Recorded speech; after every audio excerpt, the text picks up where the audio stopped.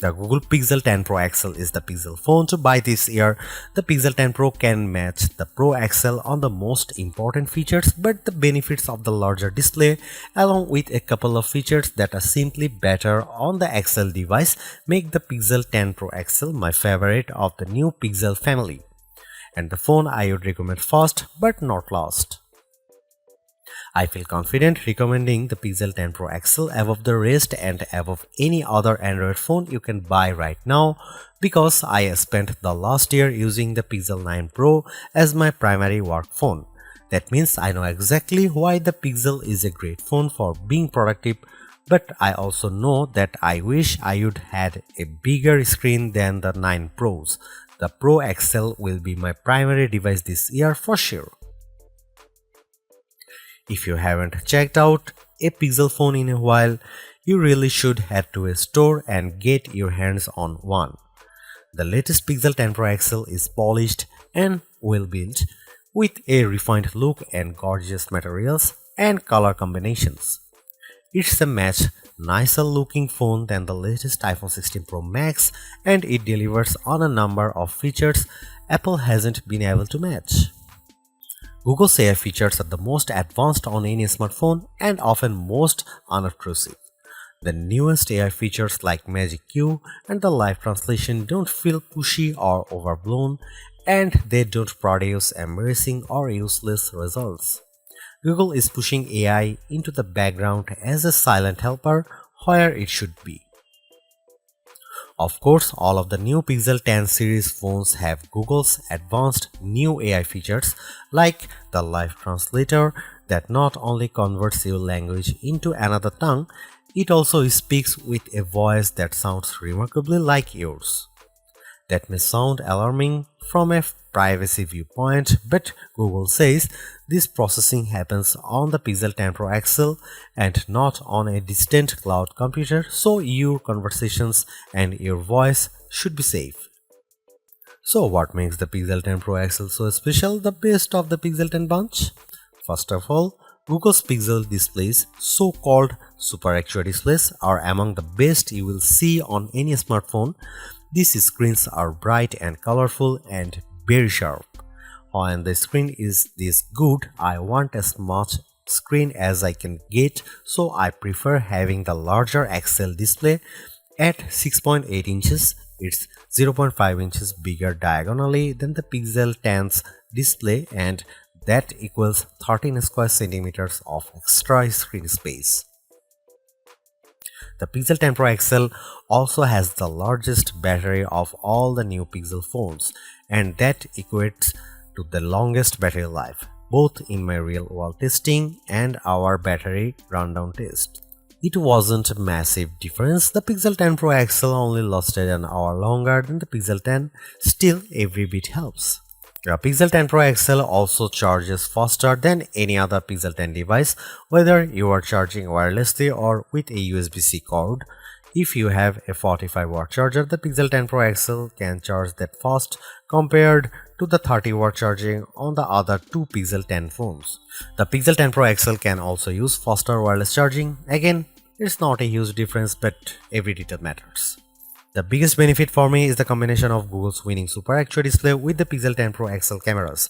If I am taking serious photos, I want the biggest viewfinder possible to get the right shot.